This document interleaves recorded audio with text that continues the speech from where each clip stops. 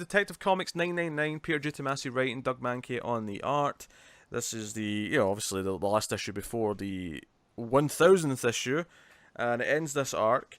So, if you remember our confusion over the last issue, Mm-hmm. because it ended with, out of nowhere, everything fell away as if it was a computer simulation, and there was this kid version of Batman.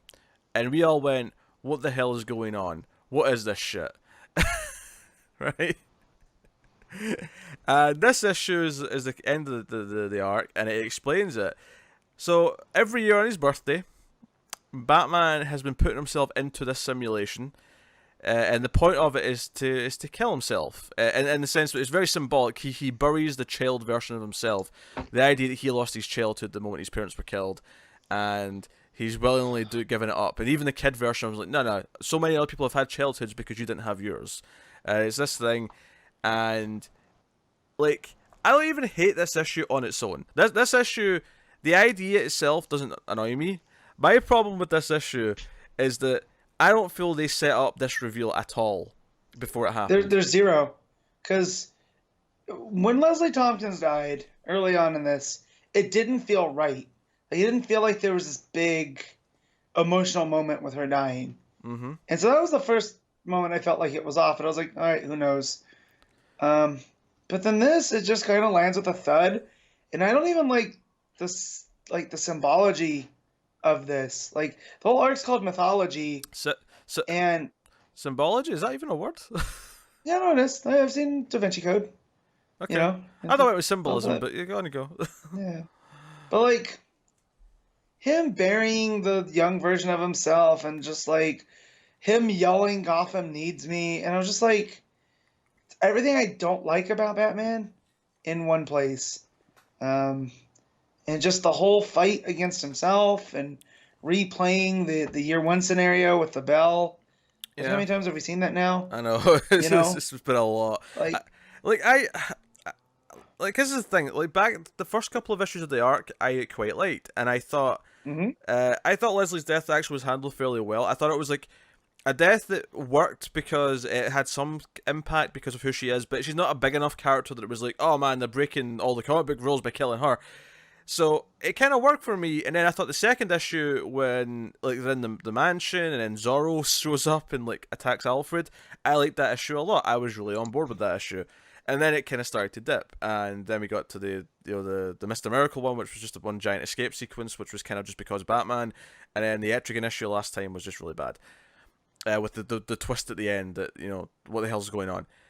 So yep, for me, like my problem is at the start of this arc, there's nothing about it that felt like there's something not genuine. That we're in a simulation, we're not in the real world or whatever. And I liked it when it was a real story. I liked Zorro showing up when it was a real mystery. Who is this? What's going on? The revelation that we're in just some sort of Matrix program this entire time bugs the shit out of me. And I'm going to, as much as I've not been loving Nightmares and Batman, I'm going to give it some credit because from the first issue of that arc, it felt like mm-hmm, this isn't real. It's intentionally giving us the feeling that right, we're in something. Even if you're not loving what it's doing, it's like it's making it very clear that we're not in the real world, that there's something going yep. on. And it does that with every issue. It's gotten more and more, obvious with each issue. This, it was like nothing for 4 issues, and then the end of last issue, it was just like, boom, here's this what Mm-hmm. the F ending, and it's like, okay. Yeah, It's not and satisfying. just for Tomasi to be doing this at the same time as King is doing something similar. I don't know. Like, what are the editor's jobs if not to try to clear that up?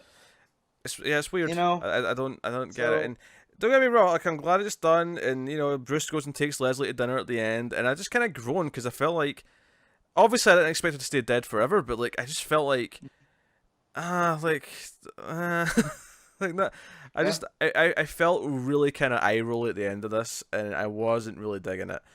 I hate to say it, but as much as I loved the first 2 issues of this arc and enjoyed the third issue well enough, it just it tanked for me. And yep, I mean, this was better than the last issue because it was just dealing with it and just telling me what was happening.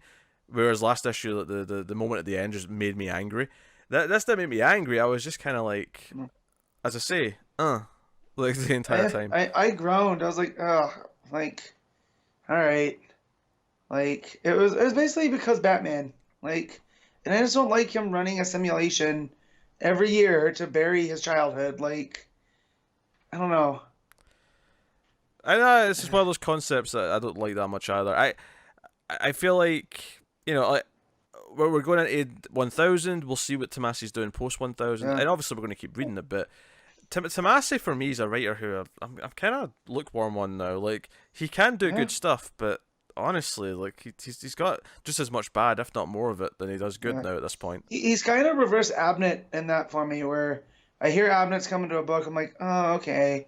And then I usually end up liking it, like Silencer, right? Like, I didn't like that first issue, so I didn't read it. But then you guys talked about how good it had gotten, so I caught back up, and I'm enjoying it. And then I feel Tomasi's where I'm like, oh, cool, Tomasi's taking over tech.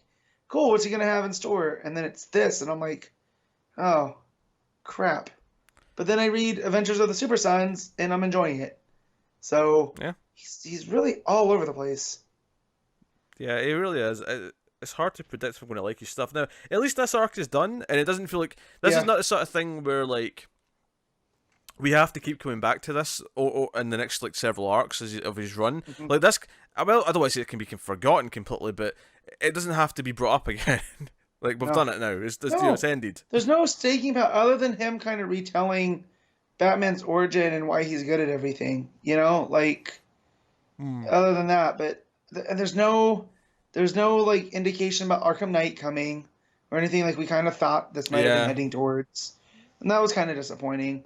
But yeah, this one was a big whiff, and for it to be 999 too, like you kind of want something a little bit more meaningful. Yep. Right before 1000. So yeah, Detective Comics I will give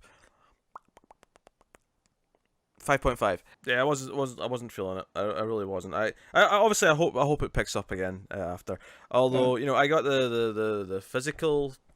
I'll get the physical 1000. I think I'm going digital afterwards because at this point I'm not trusting Tomasi. I don't think I can trust him.